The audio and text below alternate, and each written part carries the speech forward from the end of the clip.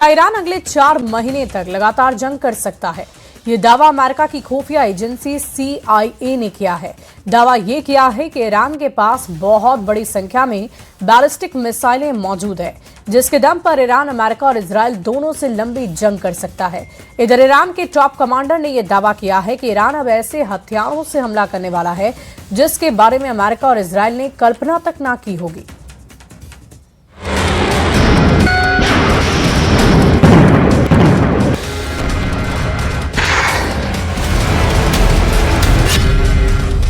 दस दिनों में खोलो हॉर्मुज, 4 महीने जंग को तैयार ईरान।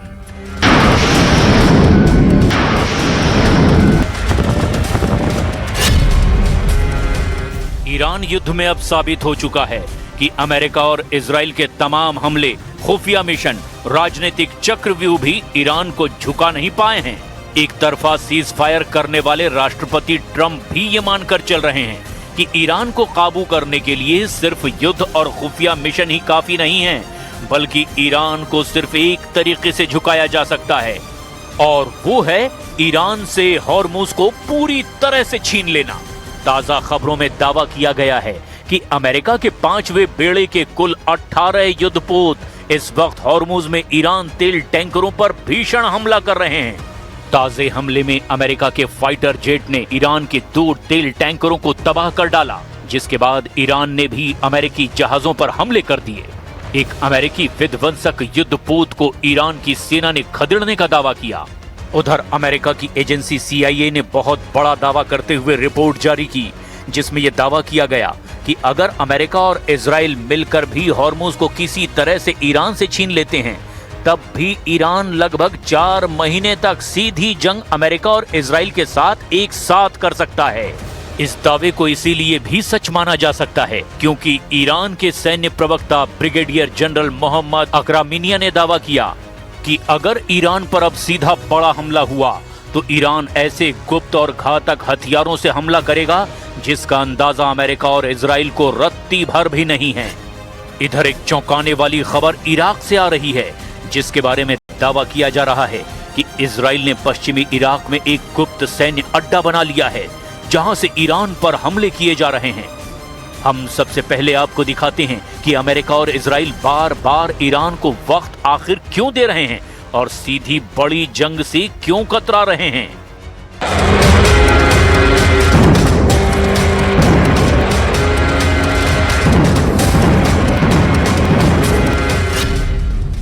ईरान पर घातक हमला, समंदर में खूनी जंग शुरू।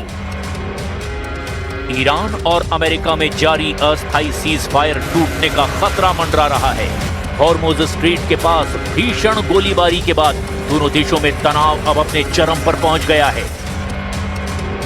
ईरान की ओर से धमकी दी गई है कि अगर अमेरिका की ओर से फिर कोई हमला हुआ तो वो जोरदार जवाबी कार्रवाई करेगा। ईरान के इस्लामिक रिवॉल्यूशनरी गार्ड कॉर्प्स यानी कि IRGC ने अमेरिकी जहाजों के साथ साथ अब पश्चिम एशिया में अमेरिका के सैन्य ठिकानों पर हमले की धमकी दे दी है। IRGC की ओर से 9 मई को जारी बयान में चेतावनी दी गई कि अमेरिका की ओर से ईरानी टैंकरों पर हमला साफ तौर पर सीज फायर का उल्लंघन है। अमेरिकी नेवी ने फिर ऐसा कदम उठाया तो पश्चिम एशिया में अमेरिकी ठिकानों और जहाजों को निशाना बनाया जाएगा।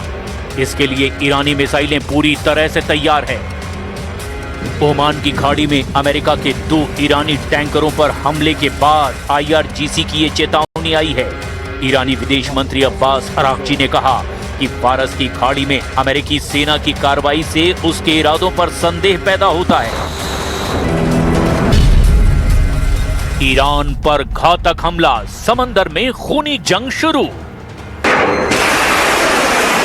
ये चेतावनी फारस की खाड़ी में तेहरान और वॉशिंगटन के बीच बढ़ते तनाव के बीच दी गई है। सोशल मीडिया प्लेटफॉर्म X पर जारी एक बयान में इस्लामिक रिवॉल्यूशनरी गार्ड कॉर्प्स यानी कि IRGC की नौसेना कमान ने कहा, चेतावनी, ईरान के तेल टैंकरों और कमर्शियल जहाजों के खिलाफ किसी भी तरह की आक्रामकता का नतीजा इस क्षेत्र में मौजूद अमेरिकी ठिकानों में से किसी एक और दुश्मन के जहाजों पर जोरदार हमले के रूप में सामने आएगा। इसके तुरंत बाद IRGC की एरोस्पेस फोर्स ने दावा कर दिया कि ईरानी मिसाइलें और ड्रोन पहले से ही इस क्षेत्र में अमेरिकी सैन्य ठिकानों और नौसैनिक जहाजों को निशाना बना रहे हैं। पोस्ट में कहा गया, IRGC एरोस्पेस फोर्स की मिसाइलों और ड्रोन ने इस क्षेत्र में मौजूद अमेरिकी ठिकानों और दुश्मन के हमलावर जहाजों को लॉक कर दिया है। हम फायर करने के आदेश का इंतजार कर रहे हैं। सेंटकॉम के मुताबिक खाली टैंकरों को ईरानी बंदरगाहों तक पहुंचने से रोक दिया गया है। सेंटकॉम ने बताया कि 13 अप्रैल से अब तक अमेरिकी बलों ने ईरान के 4 जहाजों को तबाह किया है और नाकाबंदी के इस दौर में 58 वाणिज्यिक जहाजों का रास्ता बदल दिया गया है। अमेरिकी राष्ट्रपति डोनाल्ड ट्रंप ने भी पुष्टि की कि हॉर्मुज से गुजरते समय अमेरिकी नौसेना के 3 विध्वंसक जहाजों पर हमला हुआ था, लेकिन उन्होंने कहा कि ये जहाज कामयाबी से वहां से गुजर गए। इधर ईरान के सैन्य प्रवक्ता ब्रिगेडियर जनरल मोहम्मद अकरामीनिया ने कहा कि अगर ईरान पर फिर से हमला हुआ तो उसके दुश्मनों को हैरान करने वाले नए हथियारों, तरीकों और युद्ध के नए मैदानों का सामना करना पड़ेगा। امروز هم به دشمن هشدار میدیم که اگر مجددا دست به تجاوزی بزنن و مجددا دچار خطای محاسباتی بشوند که همطور که در گذشته شدن و الان دارن تاوان اون خطاهای گذشته رو در واقع تحمل میکنن و پس میدن.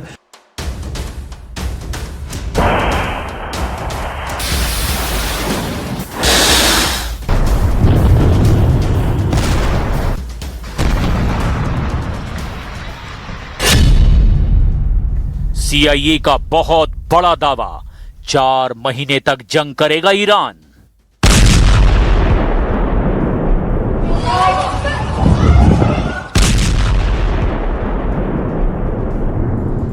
खबर पर यकीन करना तो मुश्किल है, लेकिन अमेरिका की खुफिया एजेंसी CIA का सबसे ताजा और नया दावा यही है कि 39 दिन की खूनी जंग लड़ने के बावजूद ईरान की सैन्य ताकत बेहद मजबूत स्थिति में है।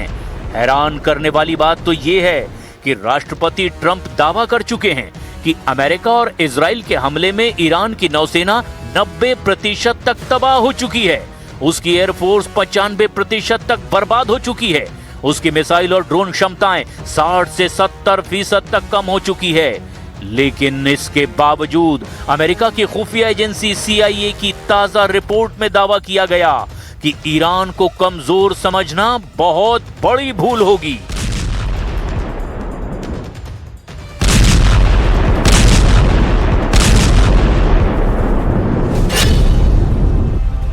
CIA का बहुत बड़ा दावा, 4 महीने तक जंग करेगा ईरान।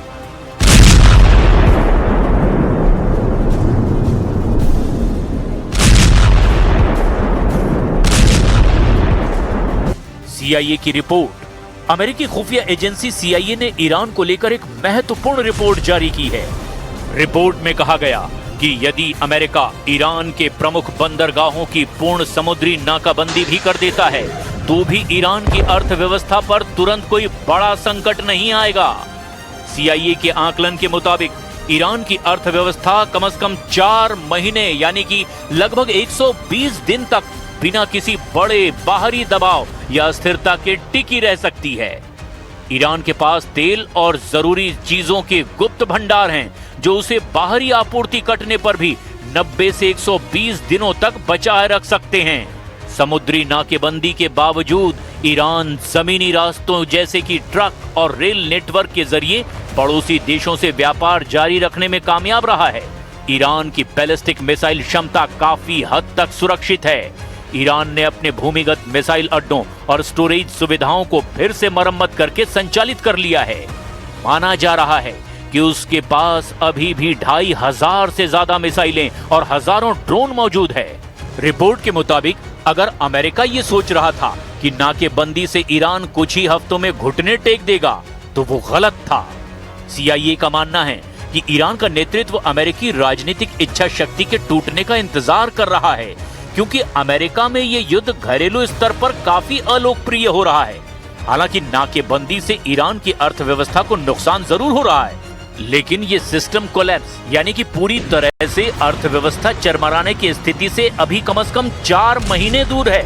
इस रिपोर्ट के लीक होने के बाद व्हाइट हाउस में हड़कंप मच गया है। ट्रंप प्रशासन के कुछ अधिकारी इस रिपोर्ट को झूठा बता रहे हैं और दावा कर रहे हैं कि ईरान पहले ही हार चुका है।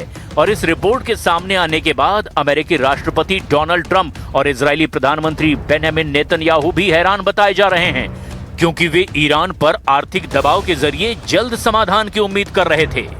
به هیچ کدوم از این اهداف از پیش تعیین شده خودش دست پیدا نکرده، در این جنگ شکست خورده. چرا؟ چون اساساً جنگ‌های امروزی بر اساس میزان تحقق اهداف تحلیل می‌شود. اینکه کدوم طرف جنگ پیروز شده، کدوم طرف شکست خورده که حالا خیلی جاها به صورت نسبی هم تحلیل میشه و شاید مطلق نشه گفت، ولی چه مطلق چه نسبی اگر بررسی کنیم با توجه به اینکه دشمن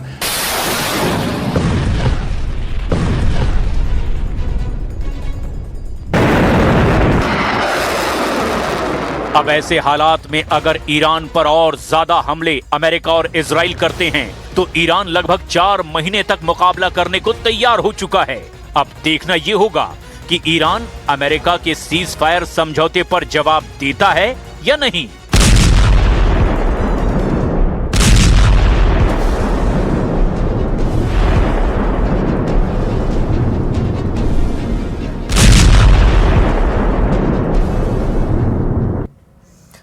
और पुतिन ने जेलेंस्की से मुलाकात के संकेत दिए। उन्होंने कहा कि यूक्रेन युद्ध खत्म होने की कगार पर है और इस बीच यूक्रेन ने रूस पर दूसरा बड़ा ड्रोन अटैक कर दिया। दावा है कि रूस ने 300 से ज्यादा ड्रोन हमले किए। रूस का ये दावा है कि यूक्रेन ने 9000 से ज्यादा बार सीज फायर को तोड़ा है।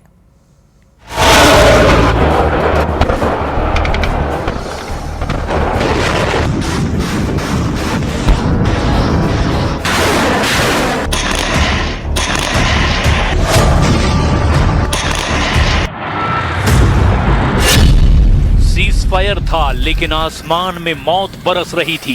पुतिन शांति की बात कर रहे थे लेकिन यूक्रेन पर ड्रोन की सबसे बड़ी बारिश हो रही थी।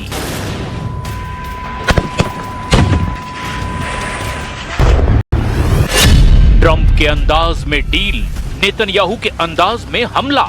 क्या पुतिन अब सिर्फ युद्ध नहीं हाइब्रिड वॉर लड़ रहे हैं? क्या जेलेंस्की को मनोवैज्ञानिक दबाव मिलाकर सरेंडर करवाने का गेम शुरू हो चुका है? क्या कीव अब अगला गाजा बनने जा रहा है?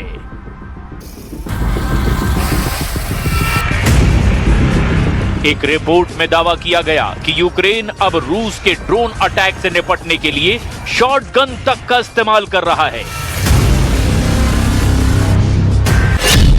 पुतिन ने कहा सीज फायर, जेलेंस्की ने कहा धोखा और दुनिया ने देखा सीज फायर के बीच यूक्रेन पर सबसे बड़ा ड्रोन हमला। रिपोर्ट में दावा किया गया कि रूस ने दर्जनों नहीं सैकड़ों ड्रोन और मिसाइलें यूक्रेन के कई इलाकों में दाग दी है। यूक्रेन ने दावा किया कि पुतिन ने सीज फायर संधि को सिर्फ एक रणनीतिक ब्रेक की तरह इस्तेमाल किया ताकि दुनिया के सामने शांति की इमेज बनाई जा सके और जमीन पर हमला जारी रहे।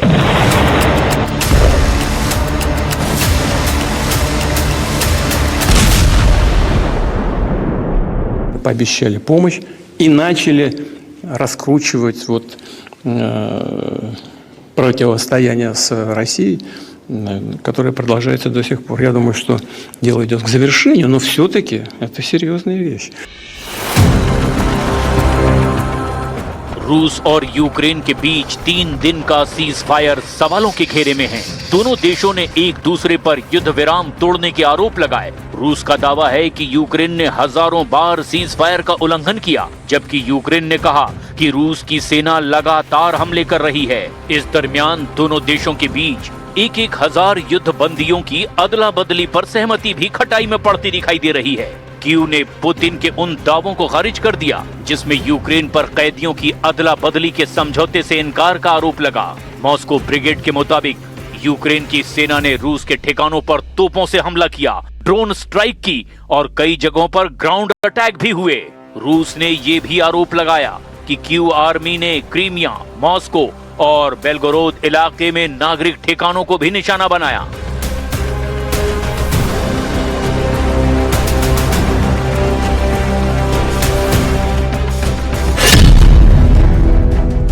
रूस के रक्षा मंत्रालय ने दावा किया कि रूस की सेना सीज फायर का पूरी तरह से पालन कर रही है और अपनी पोजीशन पर बनी हुई है। लेकिन रूस का आरोप है कि यूक्रेन ने अब तक करीब 9000 बार सीज फायर तोड़ा है।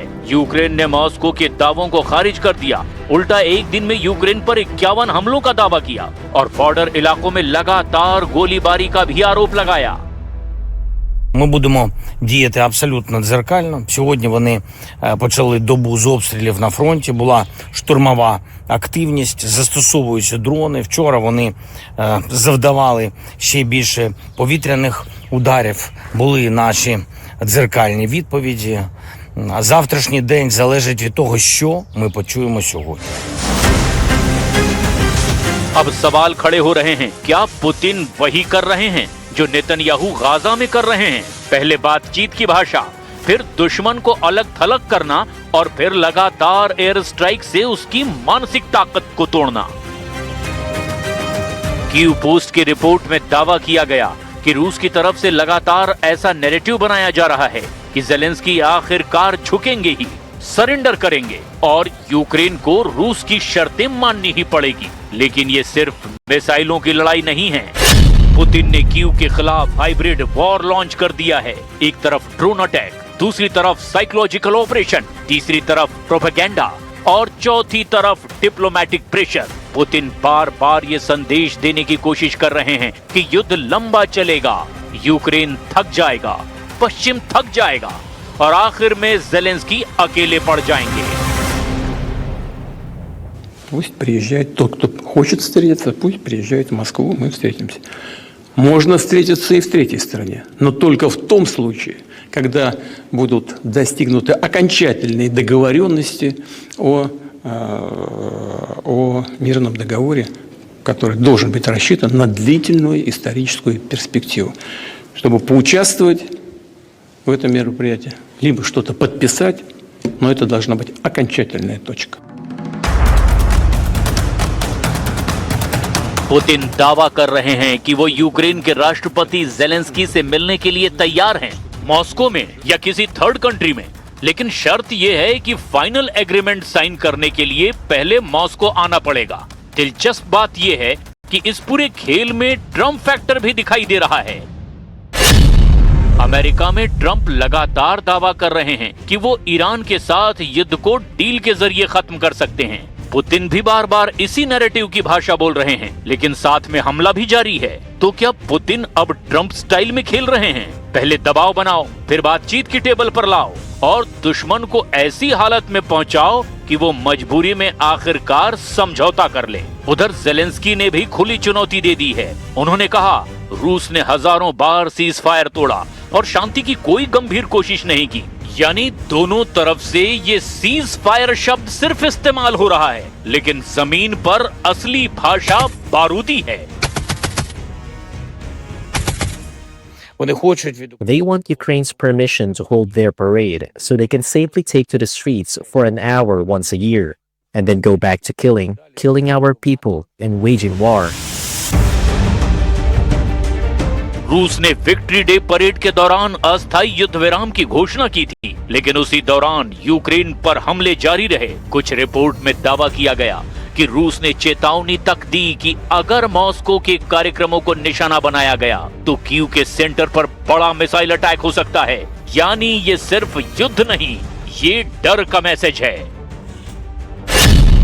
अब सबसे बड़ा सवाल ये, क्या पुतिन सच में मानते हैं कि ज़ेलेंस्की सरेंडर करेंगे या ये सिर्फ दुनिया को दिखाने के लिए बनाया गया नैरेटिव है?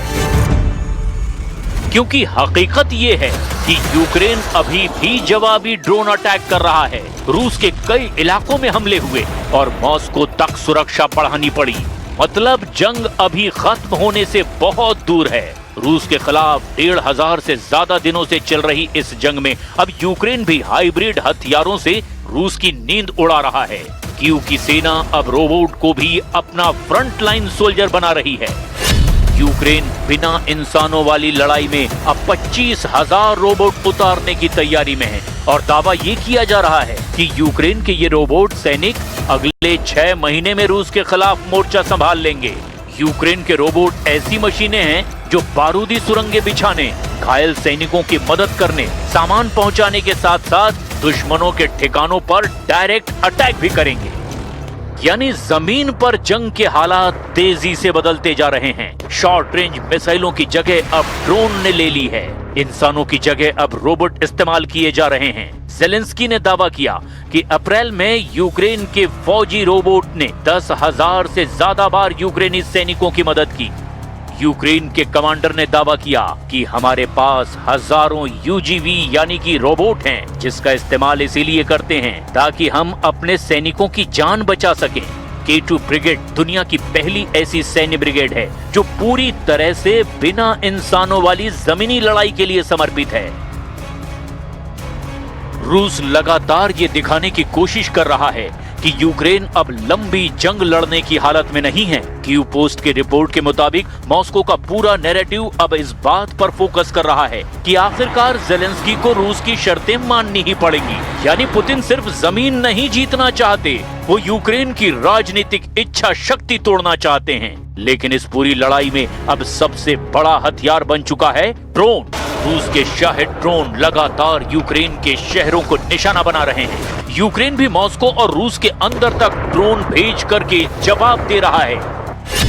यूक्रेन ने दावा किया कि उन पर एक मिसाइल, 50 से ज्यादा ड्रोन हमले और 1,500 से ज्यादा ग्राउंड अटैक हुए। रूस ने दावा किया उन पर 7,000 से ज्यादा ड्रोन और 1,000 से ज्यादा आर्टिलरी हमले हुए, जबकि 12 ग्राउंड हमले हुए।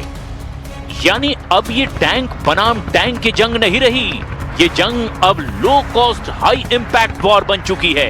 एक रिपोर्ट में दावा किया गया यूक्रेन अब छोटे FPV ड्रोन और ऑटोमेटिक टरेट सिस्टम का इस्तेमाल बढ़ा रहा है ताकि रूस की बड़ी सेना को रोका जा सके। रूस मिसाइलों से दबाव बना रहा है, यूक्रेन ड्रोन से जवाब दे रहा है। दोनों देशों ने जंग को AI और मशीनों की लड़ाई बना दिया है। उधर यूरोप और अमेरिका की चिंता भी बढ़ती जा रही है, क्योंकि अगर ये जंग इसी तरह लंबी चलती रही तो इसका असर सिर्फ यूक्रेन तक सीमित नहीं रहेगा। ऊर्जा संकट, हथियारों की होड़ और नेटो बनाम रूस का तनाव और ज्यादा बढ़ सकता है। सबसे बड़ा डर ये है कि कहीं ये हाइब्रिड वॉर सीधे यूरोप के अंदर साइबर अटैक और राजनीतिक अस्थिरता में न बदल जाए। कुछ वेस्टर्न एक्सपर्ट्स का मानना है कि रूस अब सिर्फ यूक्रेन से नहीं लड़ रहा, बल्कि वो पूरे पश्चिमी गठबंधन की ताकत का आकलन कर रहा है। तो सवाल यही है, क्या पुतिन यूक्रेन को सैन्य ताकत से नहीं बल्कि मानसिक दबाव से हराना चाहते हैं? क्या ट्रंप की डील पॉलिटिक्स और नेतन्याहू की सर्जिकल स्ट्राइक स्ट्रेटेजी का मिला जुला मॉडल अब रूस अपना रहा है? और क्या दुनिया एक ऐसे युद्ध को देख रही है जहां सीज फायर सिर्फ कैमरे के लिए होता है और असली हमला अंधेरे में ड्रोन करते हैं? यूक्रेन अभी झुका नहीं है, लेकिन पुतिन का संदेश बिल्कुल साफ है, या तो मानो या फिर लगातार टूटते रहो।